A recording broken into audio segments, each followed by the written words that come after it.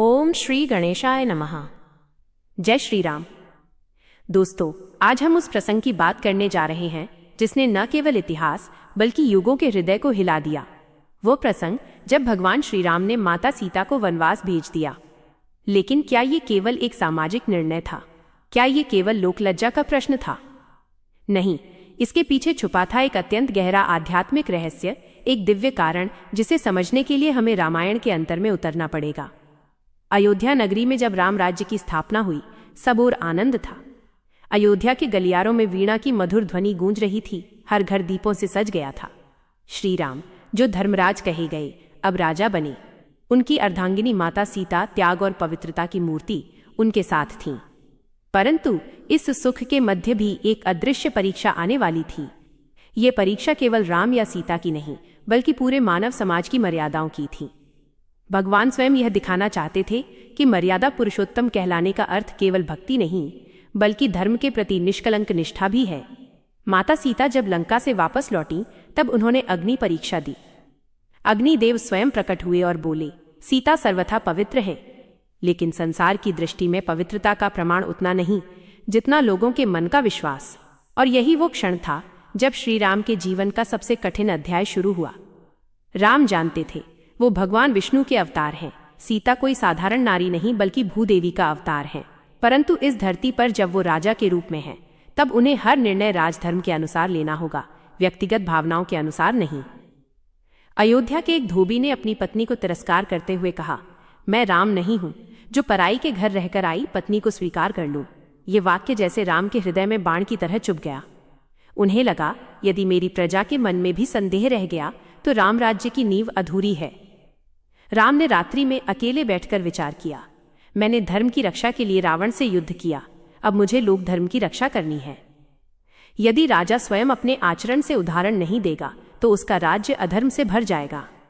उनका हृदय रो रहा था, परंतु उनके चेहरे पर वही अडिग शांति थी, क्योंकि यह केवल एक निर्णय नहीं था, यह त्याग का सर्वोच्च स्वरूप था। रात गहरी थी, सीता जी विश्राम कर रही थीं और श्री राम ने निष्कर्ष लिया, सीता को वनवास भेजना होगा।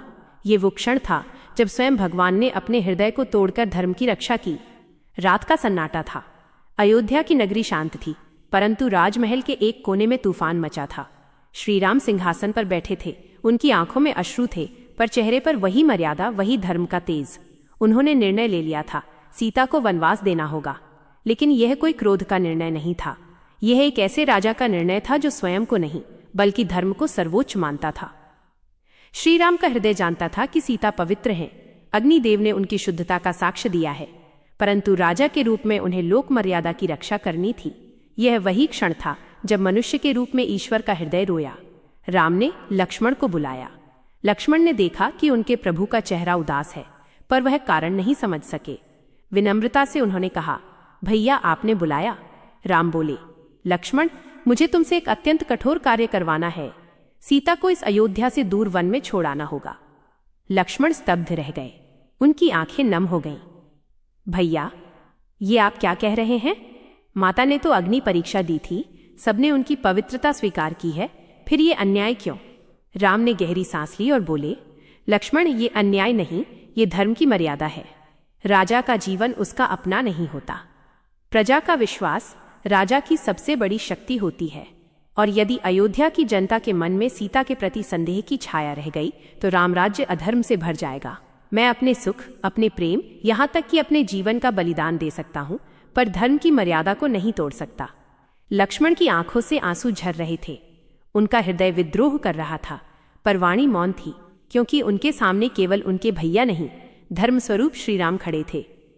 अगले दिन प्रातःकाल श्री राम ने सीता जी से कहा, प्रिय, आज मैं तुम्हारे साथ वन भ्रमण की योजना बनाना चाहता हूँ, तुम मेरे साथ चलो। सीता जी प्रसन्न हुई। उन्हें लगा कि ये कोई सामान्य यात्रा होगी, शायद किसी तपोवन में किसी ऋषि से मिलना होगा। उन्होंने सरलता से कहा, प्रभु, जहाँ आप वहीं मेरा संसार है। सीता का हृदय कितना निर्मल था। उन्हें क्या पता था कि ये यात्रा उनके जीवन की सबसे बड़ी परीक्षा बनने जा रही है। लक्ष्मण रथ लेकर निकले। अयोध्या के प्रहरियों ने देखा कि महारानी सीता को ले जाया जा रहा है, पर किसी को आदेश का कारण ज्ञात नहीं था। सीता बार बार पूछती रही, लक्ष्मण, प्रभु कहाँ हैं? क्यों नहीं आए? लक्ष्मण मौन रहे। उनकी आंखें बार बार भर आती, पर उन्होंने प्रभु की आज्ञा का उल्लंघन नहीं किया। कई कोस दूर जाकर रथ रुका। वन की सीमा आ चुकी थी। पक्षियों का कलरव था, हवा में मिट्टी की सुगंध थी, पर उस क्षण वो जंगल भी शोकमय लग रहा था। लक्ष्मण ने कांपते हुए स्वर में कहा, माते, प्रभु ने आपको वन में रहने का आदेश दिया है। सीता के मुख से शब्द ही नहीं निकले। उनकी आंखें बड़ी हो गईं, जैसे किसी ने उनके पैरों तले से धरती खींच ली हो। क्या कहा तुमने लक्ष्मण? हाँ माते, यह प्रभु का आदेश है।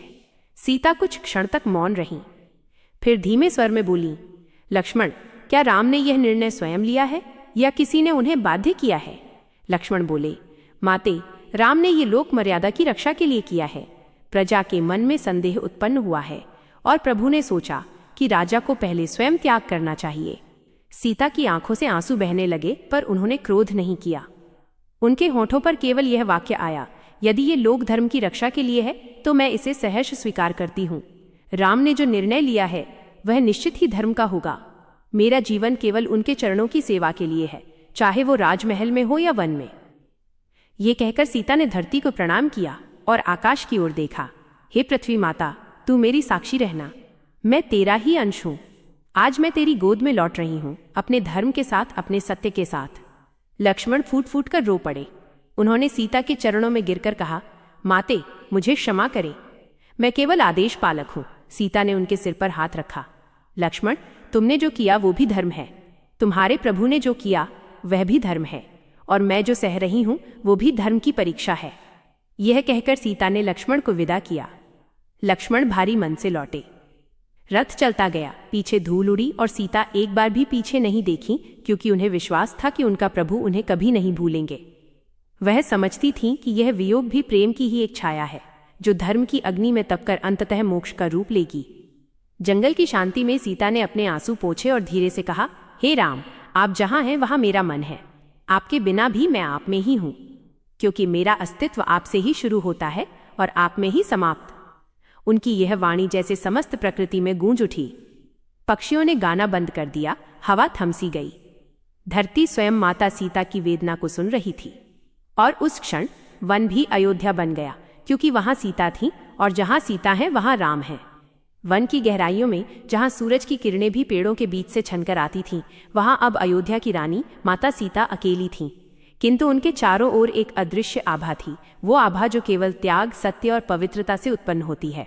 सीता अब किसी राजमहल की रानी नहीं थीं, वे अब एक तपस्विनी थीं, एक ऐसी नारी जो अपने भाग्य को दोष नहीं देती, बल्कि उसे धर्म का रूप मानकर स्वीकार करती है।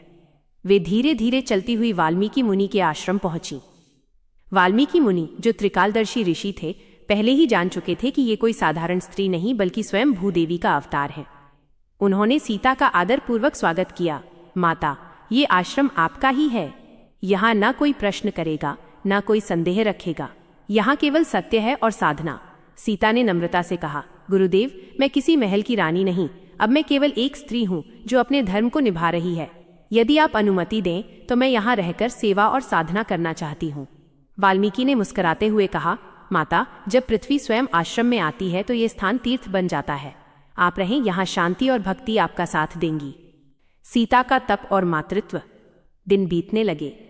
वन में अब सीता का जीवन एक साधना बन चुका था। कभी वे जंगल के फूलों से हवन करती, कभी ऋषियों के यज्ञ में प्रसाद बनाती। उनकी आंखों में अब आंसू नहीं बल्कि धैर्य का तेज था। फिर एक दिन जब वन में नर्म हवा बह रही थी, सीता ने अपने भीतर कुछ हलचल महसूस की। वो जान गईं, अब उनके गर्भ में राम का अंश पल रहा है। उनका हृदय भर आया, प्रभु भले दूर हैं, पर उनका अंश मेरे भीतर जीवित है। उन्होंने उस शिशु को जन्म नहीं बल्कि सृष्टि का पुनर्जन्म माना। कुछ महीनों बाद 2 पुत्र जन्मे, लव और कुश। उनकी आंखों में वही तेज था जो राम की आंखों में था।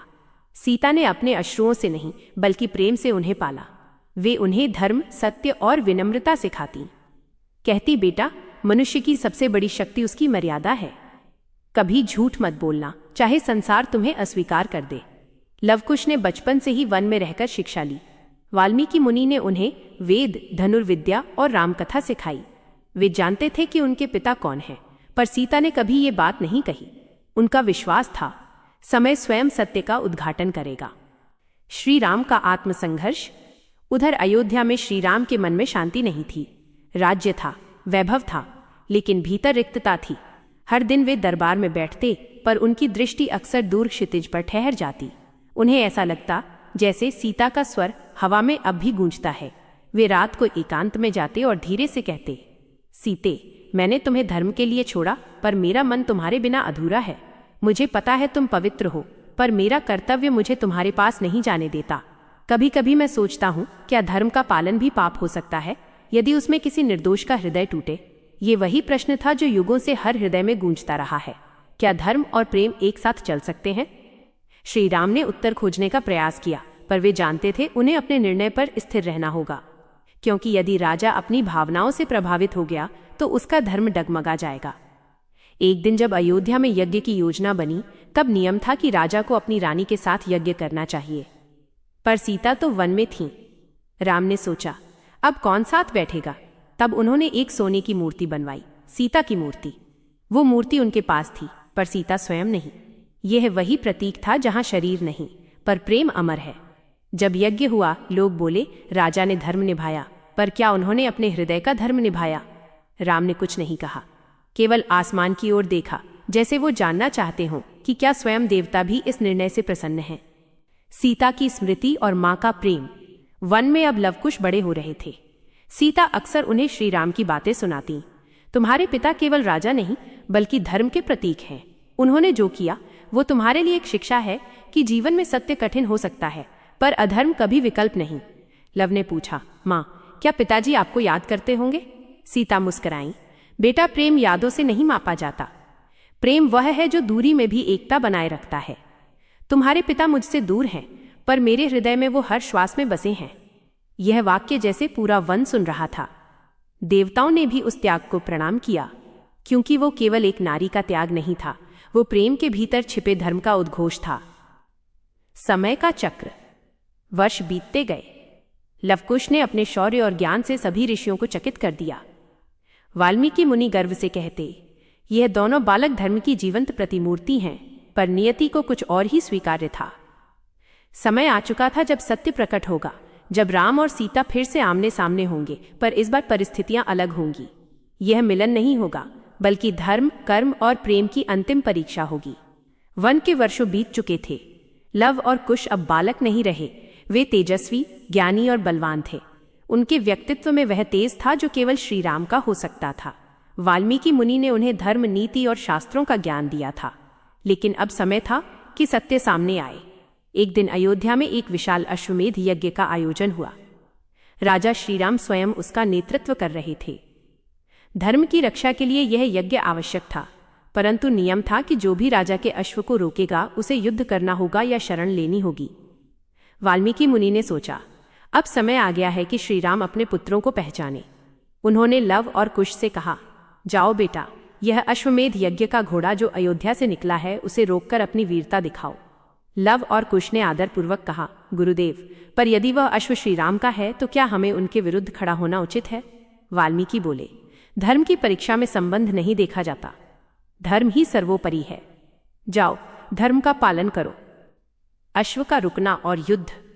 अयोध्या से निकला हुआ स्वर्णमय अश्व वन के मार्ग से होकर वाल्मीकि आश्रम के समीप पहुंचा। लव और कुश ने उसे रोक लिया। सेना के सैनिक चकित रह गए। तुम कौन हो जो राम राज्य के अश्व को रोकने का साहस करते हो? लव ने उत्तर दिया, हम वाल्मीकि आश्रम के शिष्य हैं, और यदि यह युद्ध का घोड़ा है तो हम भी धर्म के लिए युद्ध करेंगे। संदेश अयोध्या पहुंचा। 2 तेजस्वी बालक राम राज्य के अश्व को रोक रहे हैं। श्री राम ने यह सुना तो मुस्कुराए, बालक हैं, शायद किसी ऋषि के पुत्र होंगे, उन्हें समझा दो। पर जब उनके सैनिक लौटकर आए तो बोले, प्रभु, ये बालक साधारण नहीं हैं, उनके तीरों में अपार बल है। उन्होंने शत्रुओं को हराया, पर किसी को मारा नहीं, केवल धर्म की मर्यादा रखी। राम ने लक्ष्मण और भरत को भेजा, पर लवकुश ने उनसे भी युद्ध किया और प्रत्येक बार विजय प्राप्त की। जब ये समाचार स्वयं श्री राम तक पहुंचा तो उनके मन में कौतूहल जागा, ये कौन बालक हैं जिनमें ऐसा तेज और मर्यादा है? राम और लवकुश का मिलन। अंततः श्री राम स्वयं युद्ध भूमि में पहुंचे। उनके दर्शन से समस्त वातावरण शांत हो गया।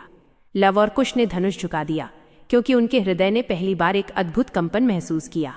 लव बोले, आप कौन है प्रभु? आपके तेज से सूर्य भी लज्जित है। राम बोले, मैं अयोध्या का राजा राम हूं। तुम दोनों कौन हो जिन्होंने मेरे अश्व को रोका? लव ने विनम्र स्वर में कहा, हम वाल्मीकि आश्रम के शिष्य हैं। हम युद्ध नहीं करते, केवल धर्म की रक्षा करते हैं। राम ने उनके चेहरे को देखा। उनकी आंखों में सीता का प्रतिबिंब झलक रहा था। क्षण भर को उनका हृदय कांप गया। ये दोनों इतने परिचित क्यों लगते हैं? तभी वाल्मीकि मुनि प्रकट हुए। उन्होंने कहा, राजन, अब सत्य जानने का समय आ गया है। ये दोनों बालक आपके ही अंश हैं, लव और कुश आपकी संतान। श्रीराम के हाथ से धनुष गिर गया। उनकी आंखों से आंसू छलक पड़े। वे दोनों बालकों के पास दौड़े, उन्हें अपनी बाहों में भर लिया। मेरे लव, मेरे कुश, मेरे प्राण के टुकड़े। लव कुश भी अश्रुपूरित आंखों से बोले, पिताजी, वो एक क्षण ऐसा था जैसे वर्षों का वियोग मिट गया हो। धरती, आकाश, देवता सब उस मिलन के साक्षी बन गए।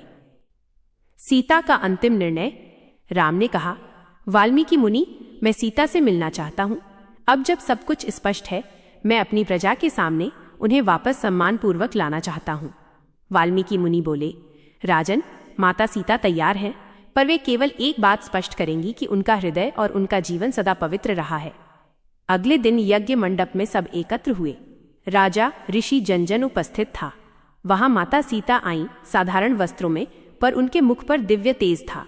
उनके कदमों के साथ जैसे स्वयं पृथ्वी माता थरथरा उठी। उन्होंने राम की ओर देखा। प्रभु, मैं जानती हूं आपने जो किया वो धर्म के लिए किया। आपका निर्णय न्याय था, पर आज मैं संसार के सामने ये प्रमाण देना चाहती हूं कि मैं सदा पवित्र रही, मन, वचन और कर्म से। उन्होंने आकाश की ओर देखा और कहा, हे पृथ्वी माता, यदि मैंने जीवन भर पवित्रता, सच्चाई और धर्म का पालन किया है तो तू अपनी गोद में मुझे संभाले। क्षण भर में धरती दो भागों में फट गई। माता सीता मुस्कुराईं। उन्होंने राम की ओर देखा। आंखों में प्रेम, करुणा और शांति थी। प्रभु, अब मैं अपनी मां की गोद में जा रही हूं। आपका धर्म पूरा हुआ, मेरा तब भी पूर्ण हुआ। यह कहते हुए वे धीरे धीरे धरती में विलीन हो गईं। चारों ओर मौन छा गया। देवताओं ने पुष्प वर्षा की, संसार रो पड़ा और श्री राम ने केवल इतना कहा, सीते, तुमने जो किया वो किसी नारी का नहीं बल्कि देवी का कार्य था। तुमने धर्म को अमर कर दिया। राम वहीं खड़े रह गए, धरती को निहारते हुए, जैसे अभी भी प्रतीक्षा हो कि शायद धरती उन्हें लौटा दे। पर वो जान चुके थे, ये वियोग नहीं, ये मोक्ष का मिलन था। आध्यात्मिक अर्थ, राम द्वारा वनवास देने का रहस्य। मित्रों, यही वो क्षण है जहां हम समझते हैं कि श्री राम ने सीता को वनवास क्यों दिया। वो किसी संदेह या अपमान के कारण नहीं था, बल्कि यह एक आध्यात्मिक परीक्षा थी। राम ने स्वयं के सुख का त्याग कर यह दिखाया कि धर्म प्रेम से भी ऊपर है। राजा का पहला धर्म है प्रजा का विश्वास। यदि वो डगमगा गया तो सृष्टि का संतुलन टूट जाएगा। सीता ने यह सिद्ध किया कि नारी केवल गृहलक्ष्मी नहीं बल्कि धर्म की आधारशिला है। उनका त्याग, उनकी शुद्धता और उनका मौन आज भी हर युग में गूंजता है। और जब सीता पृथ्वी में समा गईं, तब उन्होंने मानवता को यह संदेश दिया, सच्चा प्रेम वो नहीं जो साथ रहने में है, बल्कि वह है जो वियोग में भी एक दूसरे की प्रतिष्ठा बनाए रखे। वन में वर्षों बीत गए। माता सीता ने वाल्मीकि आश्रम में अपने पुत्रों लव और कुश को जन्म दिया। उन्होंने उन्हें धर्म, नीति और मर्यादा का पाठ पढ़ाया, परंतु अपने हृदय के भीतर वे सदैव राम के नाम का जप करती रहीं। उनके भीतर कोई क्रोध नहीं था, ना कोई शिकायत। वो जानती थीं श्री राम का प्रत्येक कदम धर्म के लिए है और वो स्वयं भी उस धर्म यात्रा का एक अंश है। सीता का वनवास कोई दंड नहीं था, बल्कि त्याग की पराकाष्ठा थी। इधर अयोध्या में श्री राम ने वर्षों तक प्रजा का पालन किया, परंतु सीता के बिना वो राजमहल भी उन्हें रिक्त लगता था। कभी कभी वे राज दरबार में बैठे होते तो अचानक सीता की हंसी उनके कानों में गूंज जाती और वे शांत हो जाते, क्योंकि भीतर कहीं न कहीं वे जानते थे कि सीता दूर नहीं है, वे उनके हृदय में ही है। एक दिन वाल्मीकि मुनि लव और कुश को लेकर अयोध्या आए। लव कुश ने रामायण का पाठ किया। जब श्री राम ने वो कथा सुनी, रावण युद्ध, सीता हरण, अग्नि परीक्षा, तो उनकी आंखों से अश्रु बह निकले। उन्हें लगा जैसे उनकी आत्मा के सारे घाव फिर से खुल गए हों। जब उन्हें ज्ञात हुआ कि लव और कुश उनके ही पुत्र हैं, तो उनके भीतर का पिता जाग उठा। उन्होंने वाल्मीकि से प्रार्थना की, मुझे सीता को फिर से देखना है, मुझे अपनी अर्धांगिनी से एक बार मिलना है। वाल्मीकि मुनि ने सहमति दी। अगले दिन जब सीता आश्रम से निकली, उनके चरणों के नीचे धरती तक कांप उठी। उनके मुख पर वैराग्य था, परंतु उनकी आंखों में अद्भुत शांति। वे श्री राम के समक्ष पहुंची। राम ने हाथ जोड़कर कहा, माते, जगत जानता है कि आप पवित्र हैं, फिर भी आज मैं लोक के सामने प्रमाण चाहता हूं। सीता मुस्कुराई। उनके होठों पर कोई कटुता नहीं थी। उन्होंने आकाश की ओर दृष्टि उठाई और कहा, हे माता धरती, यदि मैंने जीवन भर पवित्रता, सच्चाई और धर्म का पालन किया है तो मुझे अपने आंचल में समा ले। क्षण भर में धरती फटी और सीता माता उसमें विलीन हो गईं। आकाश में पुष्प वृष्टि हुई। देवताओं की वाणी गूंजी, जय सीते, तुमने संसार को सिखाया कि स्त्री केवल पतिव्रता नहीं बल्कि सत्य और त्याग की मूर्ति है। श्री राम वहीं स्थिर खड़े रह गए। उनकी आंखों में आंसू थे पर चेहरे पर असीम शांति। उन्होंने धीरे से कहा, सीते, तुमने जो किया वो किसी मानव से संभव नहीं। तुमने संसार को दिखाया कि प्रेम का अर्थ अधिकार नहीं बल्कि त्याग है। राम और सीता की ये अंतिम भेंट थी, पर वास्तव में यह वियोग नहीं, मोक्ष का मिलन था। क्योंकि जब त्याग पूर्ण होता है तो आत्माएं एक हो जाती हैं, बिना देह, बिना शब्द, केवल भाव में। श्री राम ने वर्षों बाद सरयू नदी के तट पर जाकर अपने जीवन का भी अंत किया। उन्होंने अपने भाई, अपने पुत्रों और समस्त प्रजा से कहा, सीता के बिना मेरा अस्तित्व अधूरा है। अब समय है कि मैं अपने वास्तविक स्वरूप में लौट जाऊं। राम जल में समा गए और उसी क्षण आकाश में प्रकाश फैल गया। वो केवल जल नहीं था, वो धर्म, प्रेम और त्याग का मिलन बिंदु था। प्रिय श्रोताओ, श्री राम और माता सीता की कथा केवल इतिहास नहीं, ये हमारे जीवन का दर्पण है। कभी कभी ईश्वर हमें ऐसे निर्णय लेने पर मजबूर करते हैं जो हृदय को तोड़ देते हैं, परंतु वही निर्णय आत्मा को ऊंचा उठाते हैं। सीता का वनवास कोई अन्याय नहीं था। वो हमें ये सिखाने आया कि स्त्री का सम्मान, उसकी पवित्रता और उसका त्याग इस सृष्टि की नींव है। श्री राम ने ये दिखाया कि राजा, पति, पुत्र या पिता, हर भूमिका में सबसे ऊंचा धर्म है मर्यादा का पालन, और इसी मर्यादा ने उन्हें मर्यादा पुरुषोत्तम बनाया। तो जब भी जीवन में कोई त्याग करना पड़े, जब भी कोई निर्णय कठिन लगे, राम और सीता को याद कीजिए। उनका प्रेम कभी समाप्त नहीं हुआ, वो आज भी इस सृष्टि की हर श्वास में बसता है। चलो देखते हैं सच्चे मन से कौन कौन सीता माता को और श्री राम के लिए। तो इसे लाइक करें, अपने दोस्तों और परिवार के साथ शेयर करें और हमारे चैनल को सब्सक्राइब करें ताकि ऐसी ही और प्रेरणादायक कथाएं आप तक नियमित पहुंचती रहें। कमेंट में लिखिए जय श्री राम, जय सीतामय, और बताइए कि इस कथा ने आपके दिल को कितना छुआ। जय श्री राम, जय जानकी माता। धन्यवाद।